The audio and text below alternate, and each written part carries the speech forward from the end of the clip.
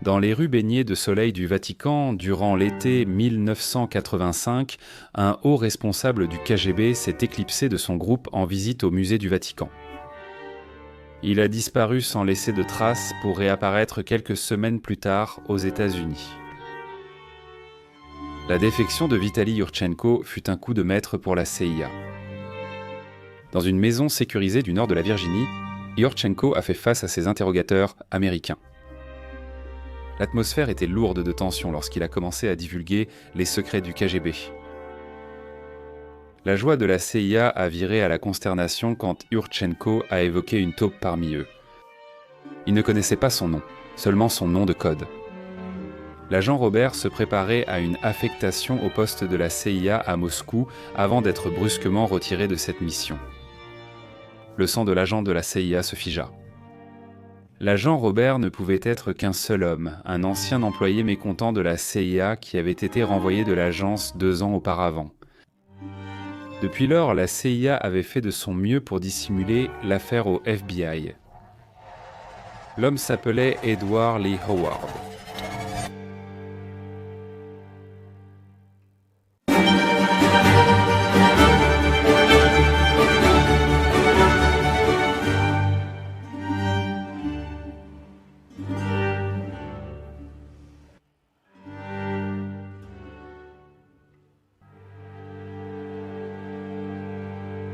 Lorsque, le 20 octobre 1983, Edward Howard se tenait devant l'entrée principale de l'ambassade soviétique à Washington, envisageant la trahison, on se demande s'il a repensé à sa vie jusqu'à ce moment-là.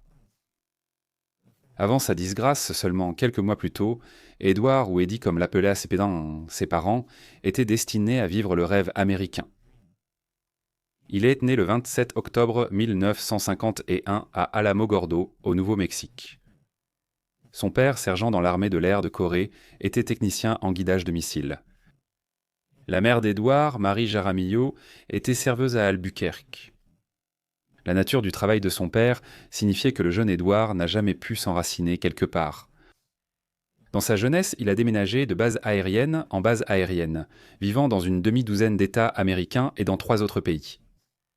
La famille est catholique et n'aurait pas pu être plus fière lorsque Eddie est devenu enfant de chœur alors qu'il vivait en Allemagne de l'Ouest en 1962. Il a continué son service religieux quand sa famille est rentrée aux États-Unis en 1965 à Wichita Falls, Texas. Juste 4 ans plus tard, la famille a de nouveau été déracinée, cette fois en déménageant en Angleterre en 1969, où Edward a fréquenté un internat. À l'automne de cette année-là, Edward était de retour aux États-Unis pour étudier à l'Université du Texas. Âgé de 18 ans, Edward a évité la conscription pour la guerre du Vietnam et a étudié un semestre à Munich. En 1971, Edward a terminé ses études au Texas, obtenant son diplôme parmi les 10% premiers de sa promotion avec une licence en commerce international et économie. Le rêve d'Edward était de rejoindre la CIA, mais un recruteur l'a refusé à cause de son jeune âge.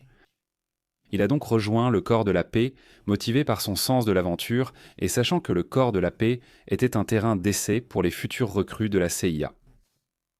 Après un bref passage au Costa Rica et en République dominicaine, il a été envoyé en février 1973 pour travailler à Bucaramanga, en Colombie. C'est là qu'il a rencontré Mary Sederleaf. Edward, catholique issu de la classe moyenne, et Marie, luthérienne aux cheveux bruns bouclés et yeux bleus, venaient d'une famille aisée de la haute classe moyenne. Edward a tout de suite été attiré par Marie, et ils ont rapidement commencé à sortir ensemble. Marie n'était pas la seule à attirer l'attention d'Edward à cette période. Comme c'est toujours le cas aujourd'hui, la Colombie était déjà à l'époque un important producteur de cocaïne. Howard a consommé des drogues récréatives, de la marijuana à la cocaïne.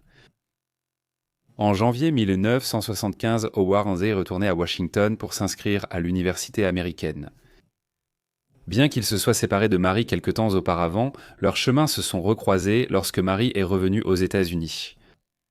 Quelques mois après le master en administration des affaires de Howard, le couple s'est marié au Minnesota en 1976.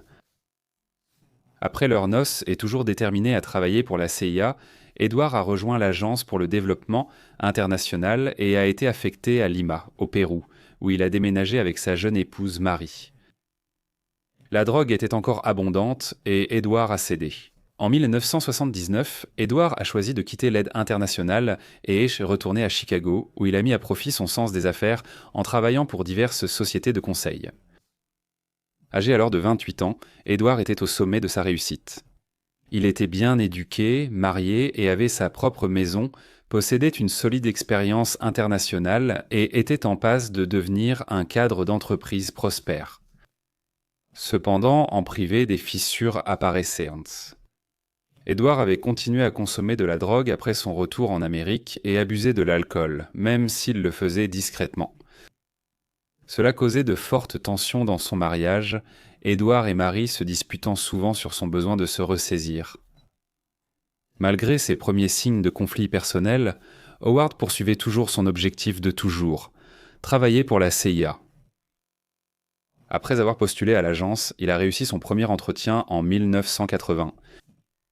Par la suite, il a subi un processus d'évaluation approfondie, comprenant des vérifications de ses antécédents, des évaluations psychologiques et plusieurs autres entretiens. Cela incluait un test au détecteur de mensonges où Edward a admis avoir pris de la drogue. Selon la politique de recrutement de la CIA, cela n'était pas automatiquement disqualifiant si le candidat promettait d'arrêter ses drogues. Il a sans doute pris les engagements requis et, en janvier 1981, Howard a réalisé l'ambition de sa vie en étant recruté comme véritable agent de la CIA. Il a déménagé à Langley, en Virginie, tandis que sa femme Marie est restée dans la maison familiale à Barrington, dans l'Illinois. Il a suivi une formation de 4 mois au Camp Perry, appelée la Ferme, en espionnage, puis a été qualifié pour intégrer la division d'élite soviétique d'Europe de l'Est, unité clandestine de la CIA et, durant la guerre froide des années 1980, le lieu rêvé pour tout officier du renseignement ambitieux. Edward, cependant, continuait à lutter contre ses démons personnels, ses collègues remarquant qu'il buvait beaucoup trop. Le problème était si répandu que lorsqu'Edward fut d'abord affecté au bureau d'Allemagne de l'Est après avoir terminé sa formation à la ferme, il consulta le conseiller en alcoolisme de la CIA qui lui suggéra qu'il avait simplement besoin d'un peu de temps pour s'adapter à sa nouvelle vie. En 1981, la femme d'Edward, Marie, a également rejoint la CIA, ce qui semblait être la prochaine étape logique pour elle en venant rejoindre son mari en Virginie. Comme son mari, Marie a été affectée à la direction des opérations où elle travaillait comme secrétaire à l'école de langue de la CIA. Moins de 2 ans après ses débuts dans le renseignement, Edward Howard avait déjà fait ses preuves et était prêt pour la mission la plus importante de sa vie. La CIA prévoyait d'envoyer Howard à l'ambassade des États-Unis à Moscou.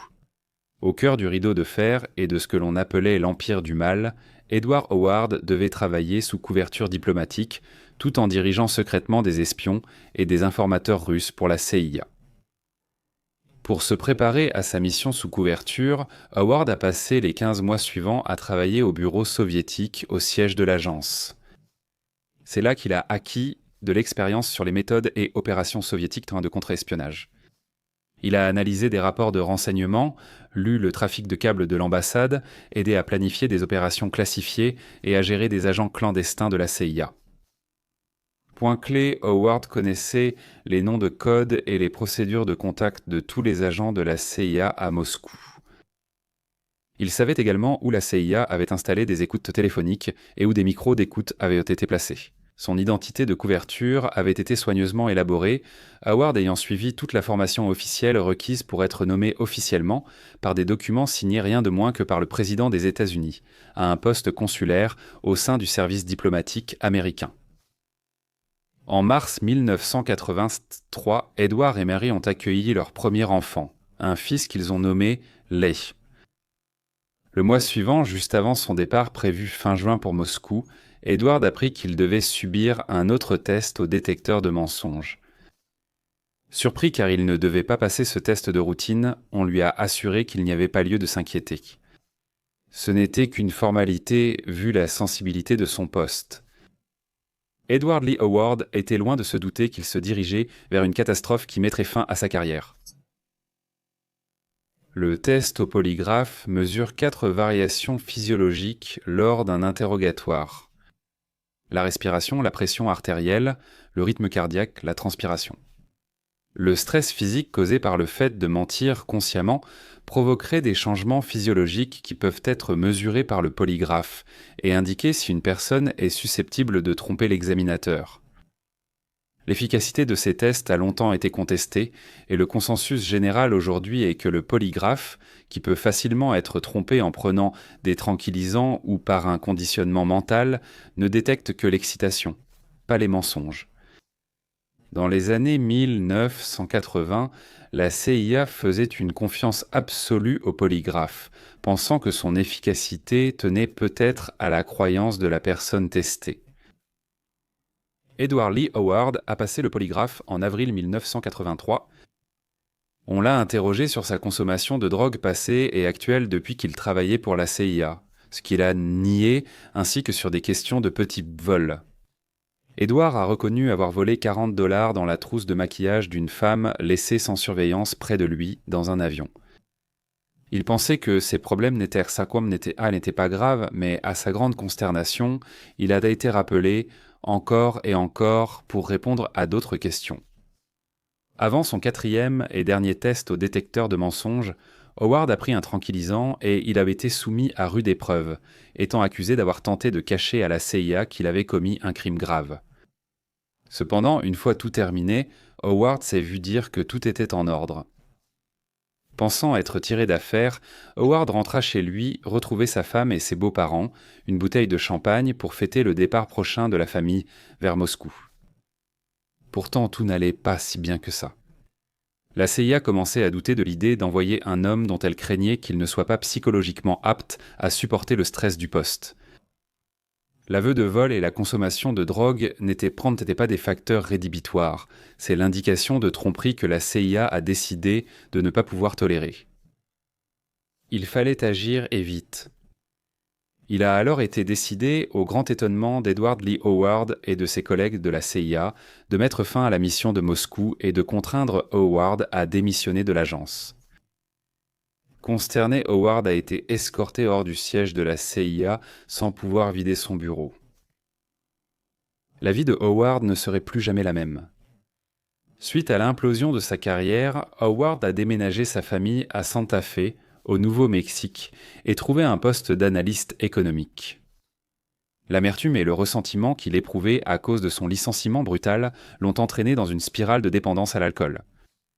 Il a commencé à passer des appels anonymes à l'ambassade des États-Unis à Moscou et a même affronté son ancien patron de l'agence, Tom Mills, dans l'allée de sa maison un soir. La CIA, bien qu'elle ait évité d'envoyer un alcoolique instable sur l'une de ses missions les plus sensibles, se retrouvait désormais avec un problème potentiellement encore plus grave entre les mains. Un employé mécontent détenant une connaissance intime de ses opérations et agents soviétiques les plus secrets. La menace potentielle pour la sécurité relevait de la compétence du FBI pour enquêter et atténuer le risque. Cependant, comme c'est si souvent le cas avec la rivalité entre agences, la CIA a choisi de dissimuler la situation. Le FBI est resté totalement dans l'ignorance, parfaitement inconscient du risque de sécurité qui allait bientôt exploser. Pour la CIA, l'affaire Howard devait être contenue à tout prix, dans l'espoir que rien n'en résulterait. Malheureusement, les pires craintes de l'agence allaient bientôt se réaliser. La colère et l'indignation d'Edward Lee Howard continuaient de courir. Finalement, il ne put plus la contenir. Le 20 octobre 1983, Howard revint à Washington pour affaires, une première depuis son départ de la CIA. Il se rendit à l'ambassade soviétique et hésita dehors, songeant à proposer ses services aux soviétiques. Bien qu'il ait déclaré plus tard ne pas l'avoir fait, la vérité à ce sujet reste quelque peu obscure. Ce que l'on peut établir, c'est qu'à un moment donné, en 1983, Howard a pris contact pour la première fois avec les soviétiques en remettant une lettre à l'ambassade dans laquelle il s'identifiait comme un ancien employé mécontent de la CIA. En février 1984, Howard a eu des ennuis avec la justice. Il a été inculpé d'agression aggravée après qu'une bagarre nocturne et alcoolisée entre lui et une voiture remplie de jeunes hommes s'est terminée lorsque Howard a tiré un coup de feu avec son Magnum Point 44. En retour, Howard a été désarmé et violemment frappé. Les faits de l'incident et l'identité de celui qui l'a déclenché sont contestés, mais la conséquence pour Howard après un accord de plaidoyer fut qu'il reçut une peine de probation de 5 ans. Manifestant clairement ses frustrations, Howard ne pouvait pas tourner la page sur ce qui lui était arrivé à la CIA. Le mois suivant, en mars 1984, il proposa à un ancien collègue et ami travaillant dans le service extérieur américain d'approcher l'ambassade soviétique à Mexico pour vendre des secrets américains. Cet ami était William George Bosch, un autre officier du renseignement et ancien collègue. L'offre fut refusée. Mais à ce stade, Howard, du moins dans son esprit, avait franchi le Rubicon. Il voulait se venger de la CIA, et il n'y avait plus de retour en arrière possible. Il encaissa sa police d'assurance vie Crown et annonça à sa famille qu'ils allaient en faire un voyage en Europe. En septembre 1984, la famille Howard a visité l'Europe de l'Ouest pendant 8 jours. Les conditions de probation de Howard lui interdisaient de quitter le Nouveau-Mexique sauf pour affaires, alors il a inventé une conférence d'économie fictive à Munich. En réalité, Edward s'est rendu à Vienne, la capitale mondiale de l'espionnage pendant la guerre froide. On ne sait pas comment le contact entre Howard et le KGB a été officialisé, mais il se pourrait bien que les soviétiques aient répondu à la lettre que Howard avait envoyée l'année précédente. À Vienne, derrière les grilles de l'ambassade soviétique, Howard a pu rencontrer le KGB à l'abri des regards indiscrets. La CIA surveillait de manière générale les déplacements d'Howard et commençait à s'inquiéter de son absence. Le 25 septembre 1984, au lendemain de son retour d'Europe, 2 agents ont été envoyés pour prendre des nouvelles de Howard et évaluer son état d'esprit. Fait remarquable, lors d'un petit déjeuner à Santa Fe, Howard a avoué aux agents de la CIA qu'il avait envisagé de vendre des secrets aux soviétiques, bien qu'il ait affirmé ne jamais avoir cédé à cette impulsion. La CIA savait alors, sans l'ombre d'un doute, qu'ils étaient assis sur une bombe à retardement. L'agence était confrontée à un dilemme. S'ils en informaient le FBI, la dissimulation serait dévoilée. Ils ont choisi de garder le silence, payant pour qu'Ed Howard consulte un psychiatre dans l'espoir qu'il reste stable. Leur espoir était vain, car Edward est reparti en vacances familiales en Europe en avril 1985. Ce voyage, à nouveau en violation de sa probation, visait apparemment à vendre des antiquités péruviennes. La véritable raison de son retour à Vienne était bien sûr de rencontrer à nouveau le KGB. Pour un nouvel interrogatoire en échange d'argent liquide et d'une montre Rolex. Howard a commencé à acheter des Krugerrands avec ses gains mal acquis, amassant ce qu'il prévoyait être sa retraite, et qu'il a enterré près de chez lui, dans le désert du Nouveau-Mexique. Alors qu'Edward Lee Howard profitait de ces nouvelles richesses offertes par le KGB et que la CIA faisait l'autruche, des circonstances échappant au contrôle des 2 parties allaient bientôt exposer leur vérité cachée à la lumière crue du regard international. Le 14 juin 1985, l'agence de presse soviétique, agence télégraphique de l'Union soviétique, annonça que Paul Skip Stormbaugh avait été arrêté le 9 juin alors qu'il était en train de commettre un acte d'espionnage. Elle déclara qu'il avait été déclaré persona non grata et expulsé de l'Union soviétique.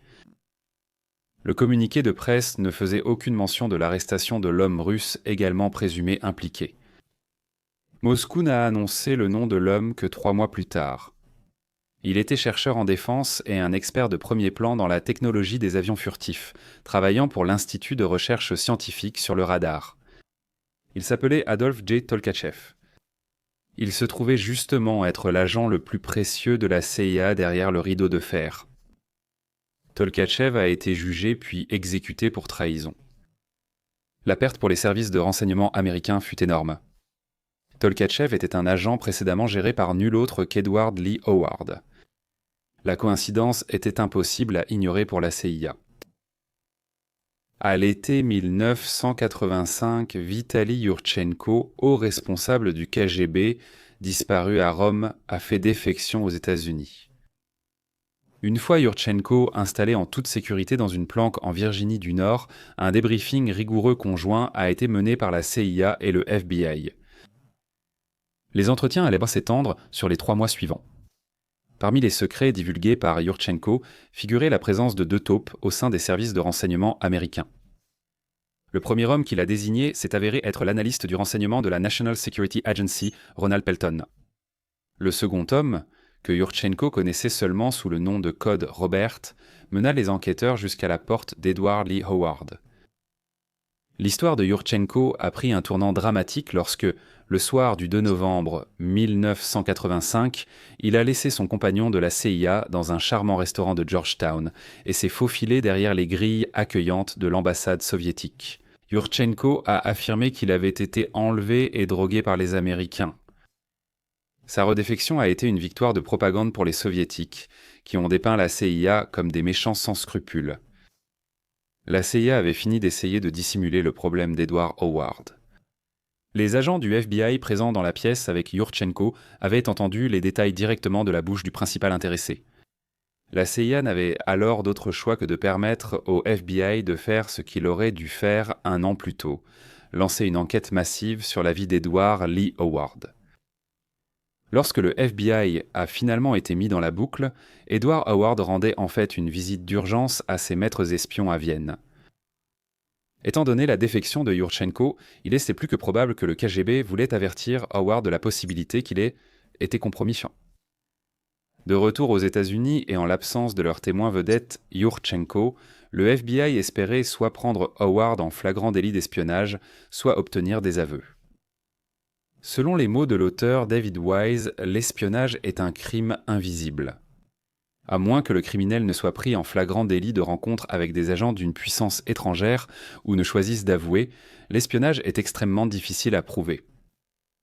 En étant bien conscient de cela, le FBI a déplacé les G, son équipe spéciale de surveillance, dans le quartier de Howard à Santa Fe. Le terrain plat et les maisons largement espacées à El Dorado rendaient la surveillance de Howard difficile. Howard avait autrefois été des leurs, ce qui posait problème. Il était bien formé à la surveillance et à la contre-surveillance, et à ce stade, il soupçonnait sans aucun doute que les autorités étaient sur sa piste. Il n'a pas fallu longtemps avant qu'il ne se rende compte qu'il était surveillé. Début septembre 1985, une écoute téléphonique avait aussi été secrètement installée chez Howard. Les agents pouvaient ainsi écouter les appels téléphoniques et toutes les conversations dans la maison. Mais en tant qu'officier du renseignement bien formé, Ed Howard ne laissa rien échapper, et les agents du FBI écoutèrent en vain pendant des jours depuis leur fourgon mobile stationné au bout de la rue. Au fil des jours, alors que les signes d'auto-incrimination d'Ed Howard se faisaient tant rares, la menace qu'ils prennent la fuite devenait de plus en plus grande. Le FBI décida qu'il était temps de resserrer l'étau autour de leur cible et de le confronter directement. Étonnamment, Howard accepta de rencontrer les enquêteurs du FBI à l'hôtel Hilton de Santa Fe le 19 septembre 1985. Les enquêteurs sont allés droit au but dès que Howard se fut assis. Malgré la pression exercée, Howard nia les accusations d'espionnage portées contre lui. Il n'y avait plus aucune raison de dissimuler leur surveillance, alors les enquêteurs ont adopté une approche moins subtile. À partir de ce moment-là, Howard se retrouva manifestement surveillé à chaque instant et il savait qu'il devait tenter de s'échapper avant d'être arrêté. Le samedi 21 septembre 1985, Howard avait pris la décision de fuir le pays. Même sans les accusations d'espionnage, les 3 violations de probation de Howard pouvaient lui valoir jusqu'à 9 ans de prison. En tant qu'expert en technique de contre-surveillance, Howard s'est fabriqué un Jack in the Box ou Jack in the Box. Il s'agissait d'un dispositif à ressort utilisé par la CIA pendant la guerre froide pour aider les agents à échapper à la surveillance. Souvent caché dans une mallette ou un objet anodin, le Jack in the Box était un mannequin escamotable imitant une tête et un torse humain. Pendant sa formation, Howard a appris à sauter du côté passager d'un véhicule roulant lentement. En sortant de la voiture, la perche était déployée et un mannequin restait sur le siège pendant qu'Howard fuyait. Il s'est avéré que la perche n'était même pas nécessaire. Mary Howard est sortie de leur allée avec Edward à ses côtés ce samedi après-midi, tandis qu'une nouvelle recrue malchanceuse, assise dans un fourgon de surveillance du FBI, plissait les yeux face à la dureté du soleil du désert en plein après-midi. Qu'il ait été distrait ou n'ait pas vu clairement, l'agent ignorait totalement que Mary et Howard étaient repartis de chez eux à 16h30 cet après-midi. Après avoir déployé le leur et sauté de la voiture pendant que sa femme conduisait, Howard se rendit rapidement de Santa Fe à Albuquerque, puis à Tucson et enfin à New York. Pendant ce temps, et totalement inconscients que leur principal suspect venait de devenir un fugitif, les enquêteurs du FBI interrogeaient William George Bush depuis 4 jours, l'ami à qui Howard avait proposé de vendre des secrets aux soviétiques à Mexico. Le FBI avait retrouvé Bush sur l'île de South Padre, au large de la côte sud du Texas. Bush avait quitté le renseignement dans des circonstances de trouble et, sous la pression du FBI, il révéla des détails sur le plan de Howard pour trahir son pays. Ce samedi soir-là, alors que Howard s'était déjà enfui ironiquement, le FBI estima avoir des motifs suffisants pour demander un mandat d'arrêt contre Howard pour complot en vue de commettre un acte d'espionnage. Le mandat d'arrêt ne fut accordé que le lundi 23 septembre 1985. Cependant, c'était trop peu, trop tard. Au moment où le FBI s'est rendu compte que leur suspect leur avait échappé, Howard avait déjà 24 heures d'avance. Arrivé la veille à John Fitzgerald Kennedy, Howard a ensuite pris un vol pour Copenhague, puis Francfort. Pendant les 9 mois suivants, Howard est resté en mouvement, travaillant apparemment à divers emplois en Europe, puis voyageant au Canada et en Amérique du Sud. Il a téléphoné à sa femme Mary en mars 1986 et en juin, il lui a envoyé une carte postale révélant qu'il se trouvait à Vienne. Lors de ces voyages, Ed Howard est arrivé à Helsinki. Là-bas, il s'est présenté à l'ambassade soviétique où il a offert des informations en échange de protection. Le 7 août 1986, Ed Howard, fugitif international et l'homme le plus recherché par le FBI, a refait surface à Moscou. Il est compréhensible que le FBI et surtout la CIA aient été vivement critiqués pour leur mauvaise gestion de l'affaire Howard. Sans la dissimulation flagrante, la situation aurait pu être évitée si Howard avait été transféré à un poste moins risqué plutôt qu'évincé brutalement. Lors d'une enquête secrète de la CIA, même le directeur de l'agence, William Casey, a admis qu'ils avaient sans commis une erreur. Les dégâts infligés par Howard aux renseignements américains étaient jugés immenses. Au moins un agent soviétique de la CIA, Tolkachev, surnommé l'espion à $1 milliard, a été exécuté suite aux actes de Howard.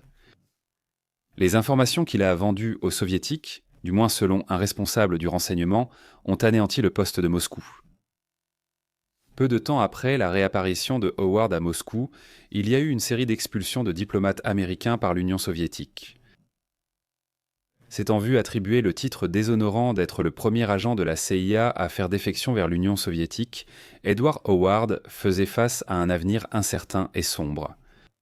Il a rejoint les rangs d'autres transfuges occidentaux comme Kim Philby et George Blake, qui ont connu la réalité de vivre dans un pays nouveau et étrange où les véritables amis étaient rares. Alors que Howard s'est vu attribuer un appartement à Moscou par le KGB et même une datcha à la campagne, il vivait dans la peur constante d'être enlevé par les Américains et bénéficier d'une protection permanente du KGB. La motivation la plus évidente de Howard pour trahir son pays semble être le ressentiment qu'il éprouvait après son renvoi de la CIA. Politiquement, il était conservateur, et il n'a jamais exprimé de sympathie pour la cause soviétique ou son idéologie. Bien que les rapports divergent quant à l'ampleur de la rémunération qu'il a reçue pour avoir vendu des secrets américains, la CIA a pu relier Howard à un compte bancaire suisse sur lequel $150 000 américains avaient été déposés. Ceci s'ajoutait à l'affaire des Krugerrand et à l'argent prétendument enterré dans le désert près de sa maison au Nouveau-Mexique. Après la dissolution de l'Union soviétique en 1991, la renommée de Howard Starr déclina. Il avait été payé par le KGB pendant 5 ans après sa défection, période durant laquelle il avait créé sa propre entreprise de conseil. La femme d'Edward, Marie, et leur fils Léon lui rendaient parfois visite à Moscou, mais Vivenant toujours allé aux États-Unis. Howard a toujours nié sa culpabilité. Il est apparu à la télévision soviétique, proclamant son amour pour son pays. Nier toute faute ? Il a affirmé n'avoir contacté le KGB qu'après avoir fui les États-Unis, pensant déjà être présumé coupable par les autorités américaines. Il a aussi affirmé avoir été piégé par le KGB pour détourner l'attention d'une vraie taupe au sein de la CIA. Cette taupe s'est avérée être nul autre qu'Aldrich Ames. Il reste certainement de nombreuses questions sans réponse dans l'affaire Edward Lee Howard, même 4 décennies après les événements. La défection de Yurchenko, puis sa décision 3 mois plus tard de retourner en Union soviétique, où il a été accueilli en héros, est une saga à part entière. Il s'est avéré que c'était Aldrich Ames lui-même qui avait été chargé de l'interrogatoire de Yurchenko. Ames a-t-il contrôlé le récit durant ce processus ? A-t-il détourné l'attention de lui-même en faisant accuser Howard par Yurchenko ? Nous n'aurons sans doute jamais les réponses à ces questions. Edward Lee Howard a vécu à Moscou jusqu'à sa mort en 2002. La cause officielle douteuse de sa mort soudaine était une fracture du cou qu'il aurait subie après une chute dans les escaliers de sa datcha en dehors de Moscou. Qu'il soit tombé accidentellement ou qu'il ait été poussé reste une question ouverte.